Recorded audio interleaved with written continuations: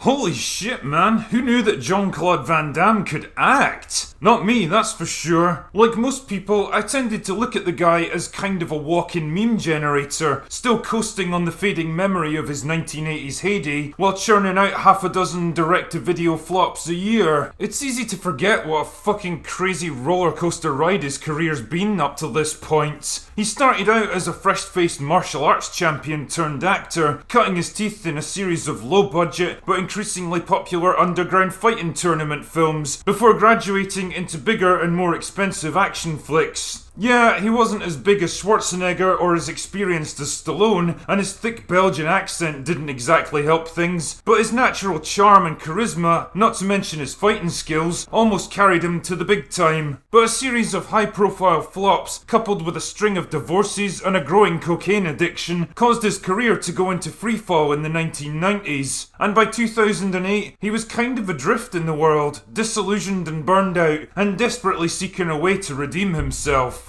Which brings me neatly along to the topic of today's video. JCVD is a film I've been wanting to talk about for years now because it's one of the most unique and inventive movies I've seen in a long time. A kind of meta-fictional narrative about the real-life Van Damme returning to his hometown in Belgium only to get caught up in a hostage situation, becoming a worldwide news story, and being forced to confront his personal failures and mistakes. The movie begins with a middle-aged Van Damme labouring away on another low-budget action movie, and pretty quick the film establishes that all is not well with his life. His career's gone down the toilet, his agent can't get him any decent roles because Steven Seagal agreed to cut his ponytail, and he's burned through his finances fighting a losing custody battle for his wayward daughter. Hoping to get his head together and regroup, he returns to his hometown in Belgium where he's still considered kind of a national hero. But after going to a local post office to collect a badly needed wire transfer, he finds himself caught up in a hostage situation when robbers storm the place. Things rapidly go from bad to worse when the local news media mistake him for the ringleader after he tries to act as mediator, and pretty soon the story becomes headline news around the world. As tensions escalate inside the post office building, Van Damme tries to turn the situation to his advantage by demanding money for his custody battle, while also befriending the robbers to get them to release the hostages. I love the running gag about him losing out on roles to Steven Seagal.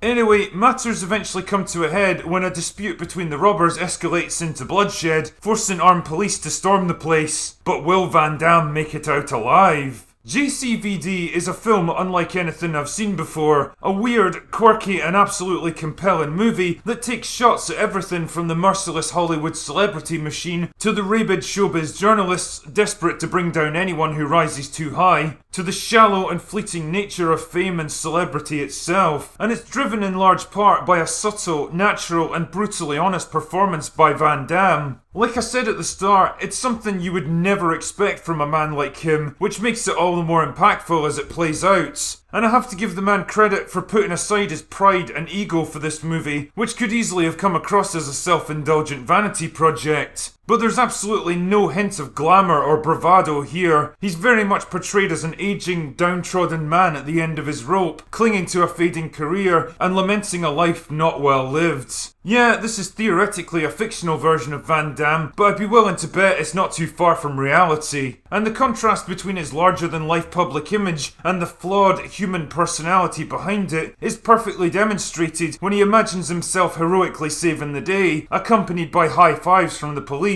and cheers from the adoring crowd. The reality is that the situation ends with a clumsy elbow to the ribs before he's hauled off into custody. Even the cinematography of this film reflects the bleak nature of his reality. Instead of the bright, vibrant colours and exotic locations of your typical action movie, Van Damme's hometown is depicted as grey and dreary and mundane. The bulk of the action even takes place in a fucking post office of all places. But the highlight of the movie has got to be an epic 6-minute monologue where Van Damme is lifted right out of the set and breaks the fourth wall to talk directly to the camera. He speaks honestly about his personal failures and mistakes, his anger and frustration at the Hollywood producers who took advantage of him to make a quick buck, his regret about how he's lived his life, and his desperate hope for redemption. It's an incredible scene that's absolutely captivating to watch. A broken man pouring out his soul right there in front of you. And it's a little hint of the deeper, more complex and sensitive actor that he might have become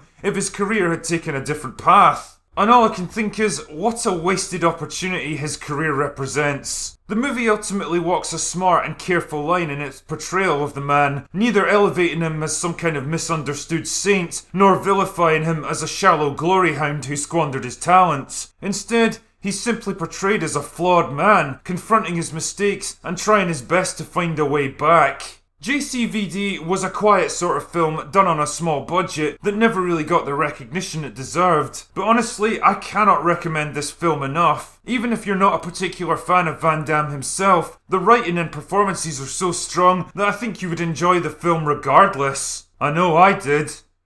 Anyway, that's all I've got for today. Go away now.